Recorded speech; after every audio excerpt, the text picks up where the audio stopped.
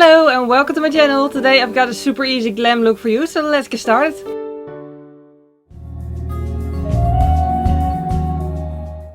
This look actually is mostly inspired by the fact that I have two PUPA products and I've never really tried their brands a lot. And I've definitely never tried those specific products before. It's an eyeshadow duo and a lipstick, but like in those...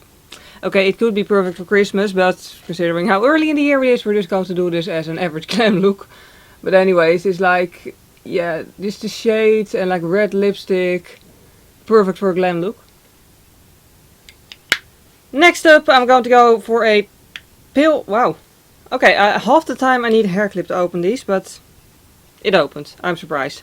Anyway, I'm going to start with a brow bone highlight, just because I really want to try to use only the duo. But it doesn't have a matte shade in it, and I don't want dark shimmer all to my eyebrows, so this is going to be a bit of a barrier. This, by the way, is not by PUPA, this is by KIKO, but it's one of those staple shades, just my perfect matte brow bone color, and I just love having this as a mono eyeshadow, just because it's so easy to add any look, easy to bring along. Yeah, just one of my go-to products, really. And then time for the eyeshadow palette. It's called Vamp with an exclamation mark. I seriously thought it was called Vamp E with an I, because apparently I can't read. Anyway, but yeah, this has a dark shimmer shade and a matte shimmer shade. I'm holding this in the most awkward way imaginable, by the way. But yeah, it's just, I don't know, like it just looks like this really pretty thing for the holidays, but just for glam looks in general.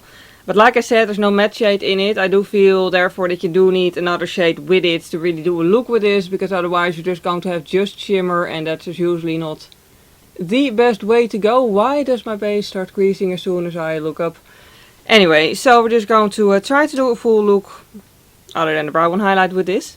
Okay, I already filmed the Dutch version of this part. So here you have a nice before and after. And again, some creasing in the crease.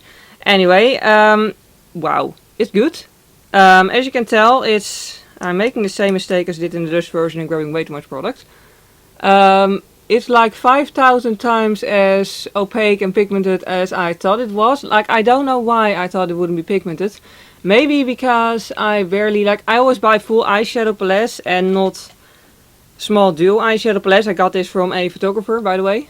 That's how I got it. But yeah, so whenever I used to have eyeshadow duos, they were usually the really cheap drugstore ones back in the 90s, which were not extremely good. So for some reason I always sort of expect them to not be good. I was wrong with that assumption when it comes to this particular one though. It's really pigmented. As you can tell on the eyelid, where I'm just blending it over top of a base alone, it blends really nicely, but it also blends very nicely towards the crease, from the crease towards the brow bone. Really gorgeous. And by the way, what the difference is between how it blends on my eyelid and how it blends on my crease up to my eyebrow is literally, like you can tell, it blends really nicely on the base itself, but it does get darker. Whereas where I've already put a pale eyeshadow, it doesn't get too dark, which...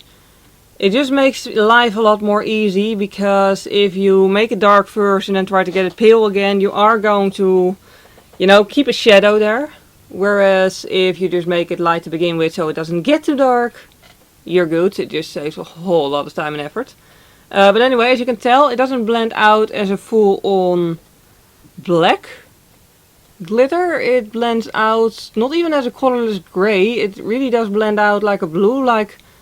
Okay, this is the best I can describe it, but like some breeds of cats, you know, like some fur colors, they're sort of like, they're called blue because they're sort of grey with a bluish sheen to it. I don't know, it's a really pretty color in my opinion. So yeah, I'm pleased thus far. Next up, the pale shade. I literally almost stabbed myself in the eye with the back of my brush. Anyway, I'm going to use a more flat brush for that and... just pack it on, especially in that inner corner, because I really want that to be bright. And other than that, just keep applying it and Yeah, just the further I get to the darkness at the outer corner, the less I'm going to apply. Because I don't want to completely cover that. I am going to make sure it's fully opaque also there. I feel like this is less pigmented than the dark shade, but that's probably on purpose. Like, this is not supposed to be a metallic, it's supposed to be a glow. And I'm pulling that glow above my crease as well in the inner corner. Just makes the eyes look a little bit bigger. And then I'm just going back to the first brush to just tap over the outer corner here, or at least the outer edge, I should say, of the brightness. Just to make sure it all goes nice and smooth. Okay, then we have this result. I'm just, while I'm talking, just using big fluffy blender without any product to really merge the edges really well. But anyways, I really do feel like this is the perfect shade for an evening look. Because it's more cooler tones. I have some fallout here. Because it's more cooler tones, because, well, you gotta think of it this way. If you're like in a restaurant, there's going to be like probably candlelight or at least warm lights, because those are more, you know, atmospheric and like more cozy and that sort of thing, you know. Yeah, basically, you know what I mean.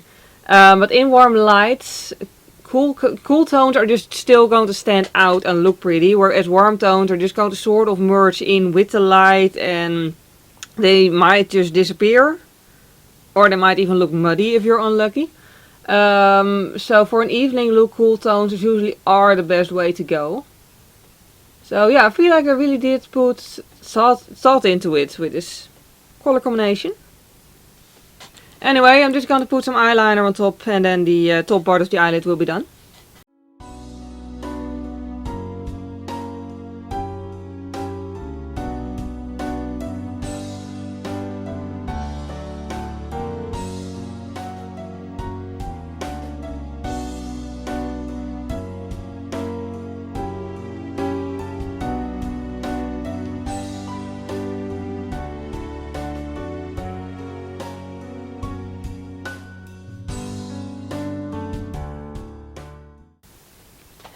And then we have this result, which means we can now move on to the face for a little bit.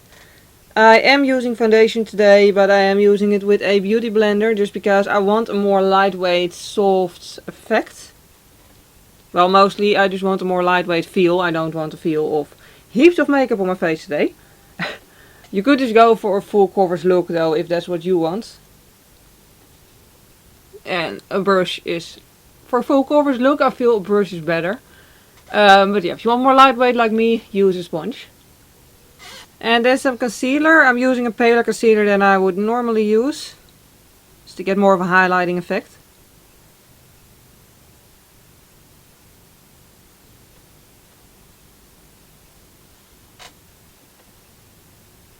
I've also powdered by now because, well, I mean, it didn't seem too interesting to show on screen, like you literally just apply powder to the face. Anyway, I'm also going to do my eyebrows with a brow pomade today because I do want them to be there, but I don't want them to be too harsh, but I do want them to be more present than if I were to do them with powder.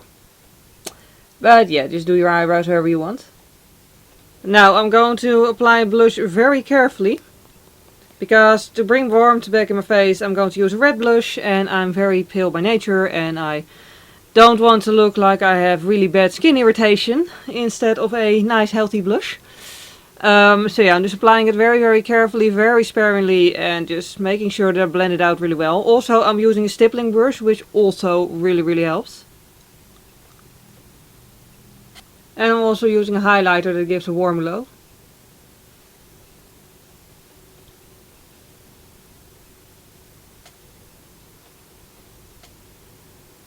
Next up, the bottom part of the eyelid. I'm going to use the edge of the flat brush and the darkest shade. Very sparingly, I'm going to tap it off really well because I don't want fallout at this point.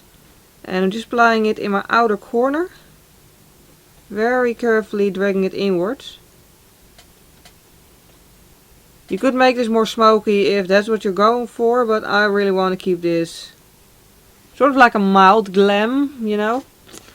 So I'm just going to use a little bit. Then I'm going to use about 3 molecules of the pale shade on a small blending brush. Again, tap it off really well. and blend out the edge of this. Don't mind the barking of the neighbor's dog.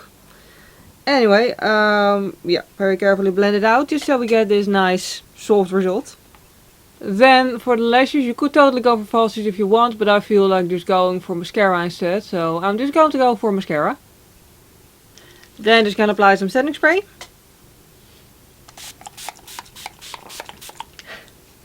And then lastly, the classic red lipstick.